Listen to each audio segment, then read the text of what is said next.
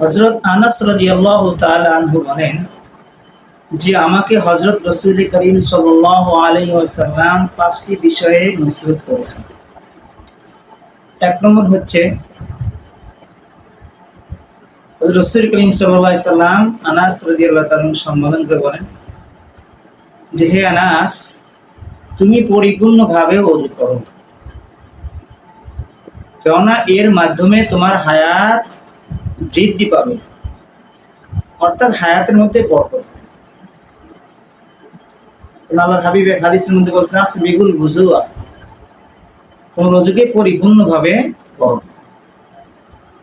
দুই নম্বর হচ্ছে হে আনাস, তোমার সাথে যখন আমার কোন উম্মতের সাক্ষাৎ হয় তখন তুমি তাকে সালাম করো। এই মর্মে হযরত রাসূল করিম সাল্লাল্লাহু আলাইহি ওয়াসাল্লাম আরেক হাদিসের মধ্যে বলেছেন আফশুস সালাম, সালাম বেশি বেশি করে প্রসার করো।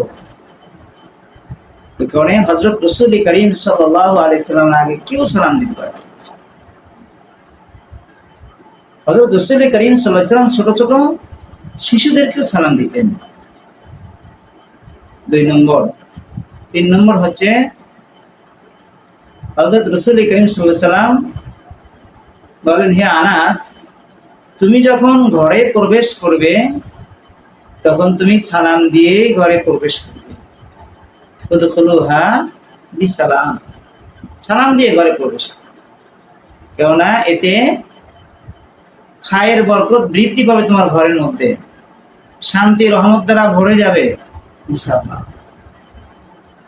4 নম্বর, হে আনাস, তুমি চাস্তের নামাজ পড়তেই থাকো, কেননা তোমার পূর্বেকার আল্লাহ ওয়ালা বান্দা যারা ছিলেন তাদের এটি একটি প্রসিদ্ধ নিয়ম ছিল,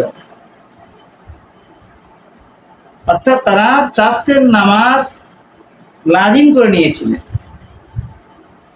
9টার পর থেকে নিয়ে 10টা বা তারপর, অর্থাৎ দ্বিপ্রহরের আগ পর্যন্ত হয়ে যাবে। তবে 9টার সময় থেকে 10টার মধ্যে পরেই উঠতে হবে।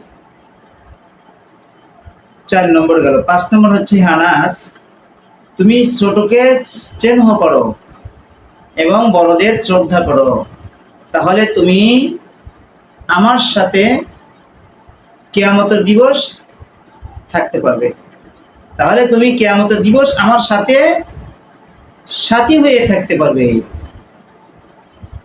এই 5টি উপদেশ হযরত রাসূল করিম সাল্লাল্লাহু আলাইহি সাল্লাম আনাস রাদিয়াল্লাহু তাআলা আনহুকে দিয়েছিলেন। বহুত গুরুত্বপূর্ণ বিষয়, আপনারা ইনশাআল্লাহ আমরা সকলেই আমল করার চেষ্টা করব।